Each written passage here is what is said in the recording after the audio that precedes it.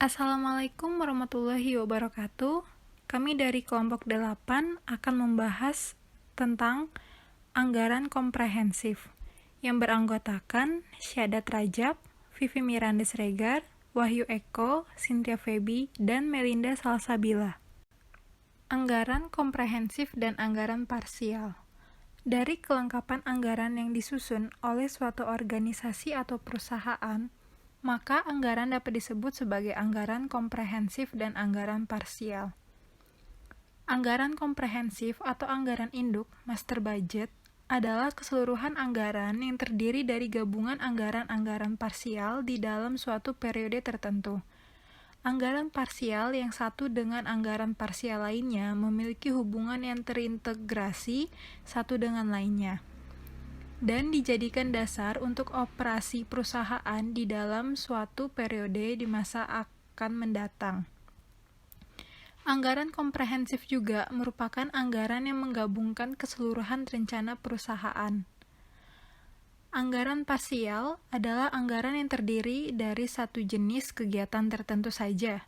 Misalnya, anggaran penjualan saja, anggaran biaya pemasaran saja, anggaran biaya administrasi saja, dan lainnya. Pada dasarnya, anggaran komprehensif merupakan gabungan dari anggaran pendapatan, anggaran biaya, dan anggaran laba. Anggaran komprehensif menggambarkan seluruh rencana yang ingin dicapai perusahaan dalam kurun waktu tertentu.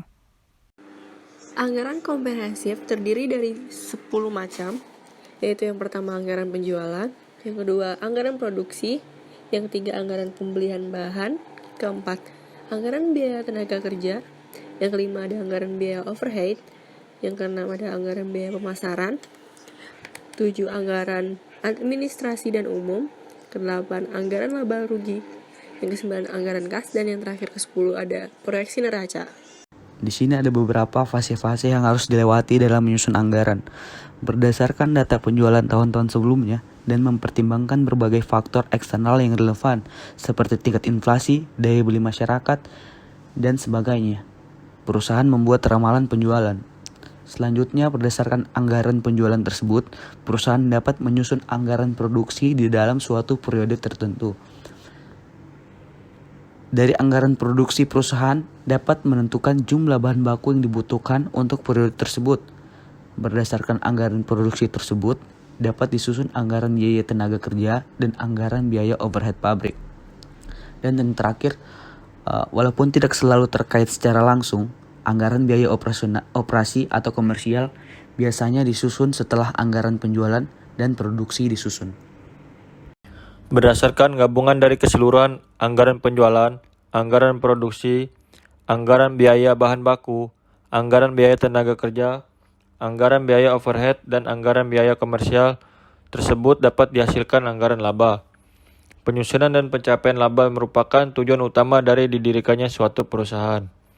Tahap akhir dari penyusunan anggaran adalah dengan disusunnya anggaran keuangan, yaitu target pencapaian kekayaan perusahaan beserta sumber-sumbernya pada suatu periode tertentu. Dari gabungan anggaran penjualan, anggaran produksi, anggaran biaya operasi, dan anggaran investasi dapat disusun anggaran kas, yang merupakan rencana penerimaan dan pengeluaran kas perusahaan dalam suatu periode tertentu.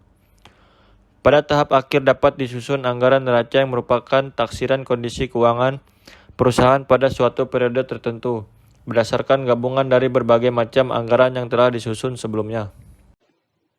Akhir dari sebuah proses penyusunan anggaran komprehensif suatu perusahaan adalah penyusunan proyeksi neraca. Proyeksi neraca merupakan tahap akhir dari seluruh tahap yang harus dilalui untuk menyusun anggaran induk suatu badan usaha. Proyeksi neraca sendiri baru akan dapat disusun jika anggaran parsial yang lain telah selesai disusun. Berikut ini adalah contoh proyeksi neraca PT Tintamas per 31 Desember 2009 berdasarkan kertas kerja penyusunan proyeksi neraca. Sekian penjelasan materi dari kelompok 8, semoga dapat dipahami. Wassalamualaikum warahmatullahi wabarakatuh.